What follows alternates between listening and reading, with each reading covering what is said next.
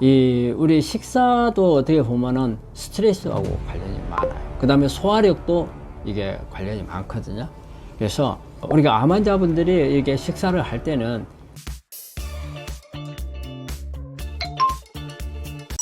식사할 때 감정 상태가 건강에도 영향을 미칠까요? 이거는 암 환자에만 해당되는 게 아니고 암 환자도 뭐 식사할 때 우리가 기분이 좋아야 좋은 거고, 근데 일반인도 마찬가지잖아요. 예를 들어서 이래요. 지금 밥을 먹고 있는데 누가 와가지고 대놓고 야, 네 집에 도둑 들어왔어. 그러면 놀랄 거 아니에요. 놀라는 순간 어때요? 밥맛 없어져 버려요. 그죠? 밥맛이 뚝 떨어져 버린단 말이에요.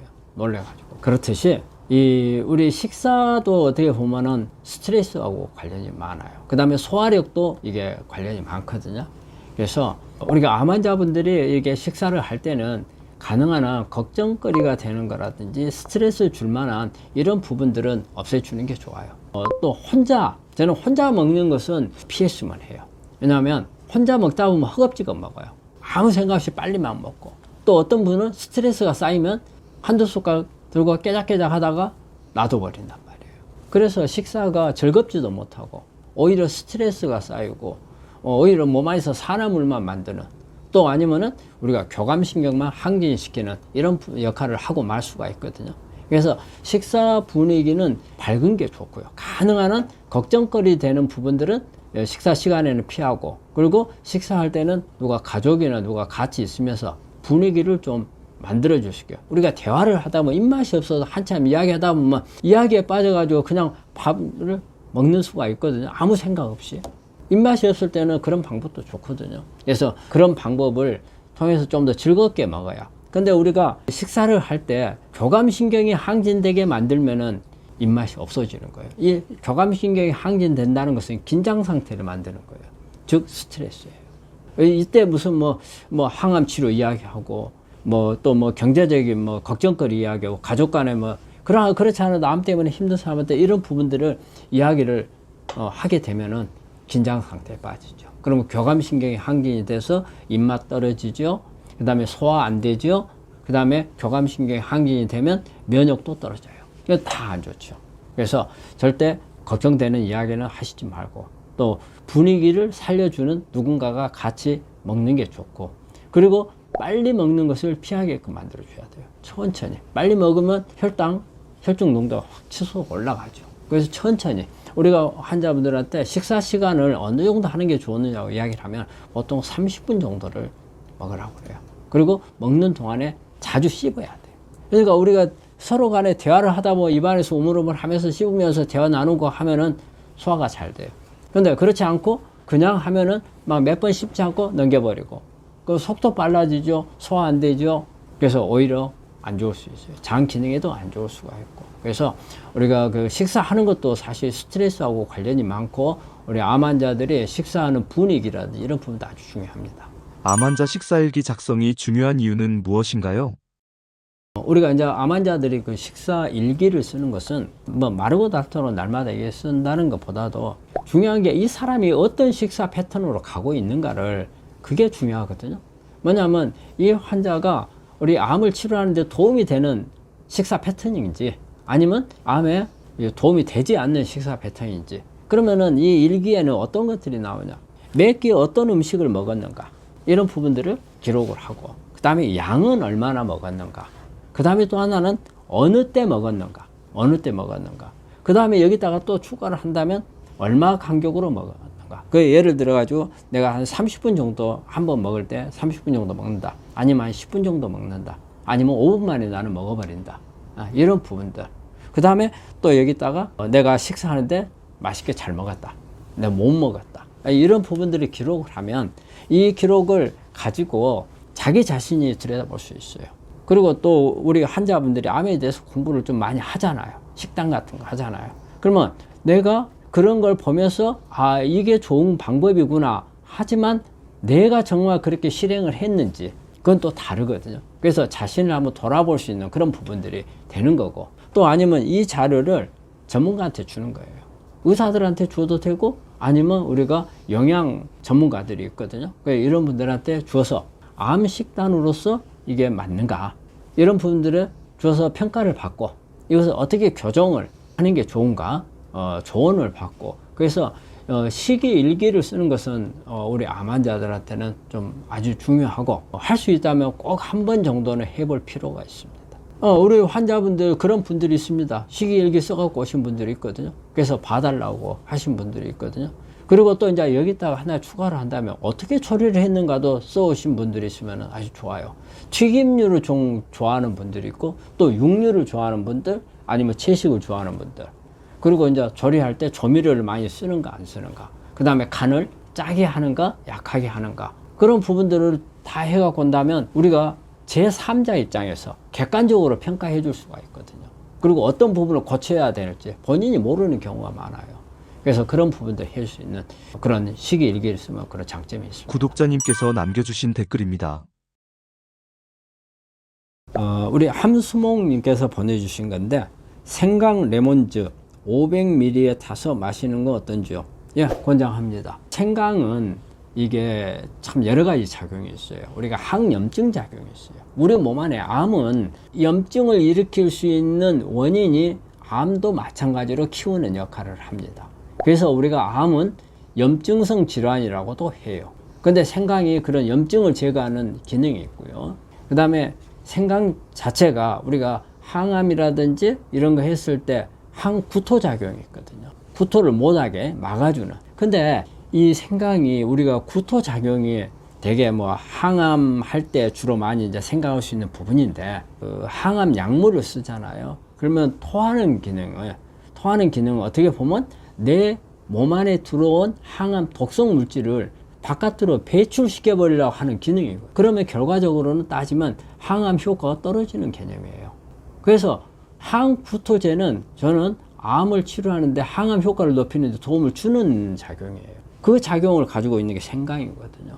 우리가 음식으로 따지면 여러 가지 항구토제가 있겠지만 생강은 그런 작용이 있어요. 그 진저롤이라는 성분이 그런 작용이 있고, 또 이 진저롤이라는 이 성분은 여러 가지 변이된 유전자를 조절시켜주는 그런 효과도 가지고 있어요. 그래서 생강은 아주 좋고, 근데 우리가 생강 편 내 가지고서 뭐 설탕 발라가지고 이런 거는 별로 좋지도 않고, 또 생강차에다가 설탕 차 가지고 먹는 생강차는 별로 그렇게 좋은 건 아닌 것 같아요. 근데 단순하게 생강은 아주 연하게 물로 만들어서, 이때 레몬을 같이 넣는다면 레몬이 알칼리성으로 바꿔주는, 우리 몸을 산성을 알칼리로 바꿔주는 그런 효과도 같이 가지고 있잖아요. 그리고 비타민C가 많이 들어있어서 우리 항산화 작용도 볼 수가 있거든요. 그리고 또 하나, 생강이 약간 먹기가 불편한 부분이 있어요. 이런 부분들을 레몬이 좀 잡아줄 수가 있거든요. 그래서 저는 이렇게 한 500cc 물에 타가지고 먹는 거는 좋다고 생각을 해요. 그리고 우리가 물을 많이 마셔야 한다고 암 환자한테 이야기 하잖아요.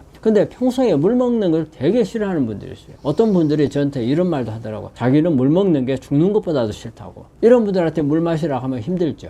이럴 때 이런 걸 타서 찻물로 만들어서 먹으면 훨씬 더 도움이 돼. 두 가지 효과를 다 볼 수 있잖아요. 물을 많이 마시는 효과도 보고, 이런 좋은 성분들을 우리 몸 안에 흡수되게끔 하는 그런 효과도 보고, 아주 권장할 구독자님이 만합니다. 댓글로 남겨주신 질문입니다. 전복은 양식은 하지만 먹이가 미역이니까 괜찮을까요? 우리 암 환자분들이 먹는 음식 중에서 해산물을 어떻게 할 건가? 사실은 이제 해산물에서는 저는 우리 환자분들한테 이 해산물들의 수명을 가지고 이야기를 많이 합니다. 그래서 바닷속에서 오랫동안 있는 그런 생선이나 이런 해산물들은 사실 바다에서 수온 농도가 상당히 높아요. 그래서 수온 축적이 많이 되는 경우가 있거든요. 수명이 긴 생선을 저는 먹지 못하도록 그렇게 권유를 해요. 그런데 우리가 전복이라든지 여러 가지 소라라든지 그 다음에 여러 개 바지락이나 폐류 이런 부분들은 저는 그렇게 나쁘다고 생각은 하진 않아요. 뭐 과량을 먹었을 때는 안 좋겠죠. 하지만 적정한 양을 먹었을 때, 그리고 이런 거는 되게 바닷속에서 오래 살질 않았기 때문에 수온 축적이라든지 이런 부분들은 적어요. 그런데 한 가지 주의해야 될 점은 있습니다. 우리가 폐류가 우리가 뻘에서 많이 나오는 거잖아요. 뻘에서 나오는데 뻘도 마찬가지로 수온 상당히 축적이 많이 돼 있는 부분이라고 생각을 해요. 그래서 만약에 이런 폐류들을 가지고 요리를 해서 먹을 때는 정말 좀 더 깔끔하게 씻어서 그런 부분들이 같이 섞여서 들어오지 않도록 그래 조심하는 것도 하나의 방법이에요. 특히 조개류는 이게 닫고 있기 때문에 안에 여러 가지 뻘에 있는 그런 성분들이 들어 있을 수가 있어요. 이런 부분들을 잘 제거하고 드시는 게 구독자님이 좋습니다. 댓글로 남겨주신 질문입니다. 유방암 일기인데 닭가슴살은 괜찮나요? 닭가슴살 이야기가 많이 나오는데 우리 환자분들 닭가슴살은 주로 어떤 분들이 많이 먹어요? 다이어트 하기 위한 분들이. 닭은 어때요? 닭은 이제 조류죠. 조류니까 어쨌든 고기 종류예요. 하는데 닭가슴살을 다이어트에 먹는 것은 이유가 뭐냐면요. 이 닭 날개예요. 비행기가 이렇게 이륙을 할 때 에너지를 가장 많이 쓴다고 돼 있어요. 그때 쓰는 휘발유가 엄청나게 소모가 돼요.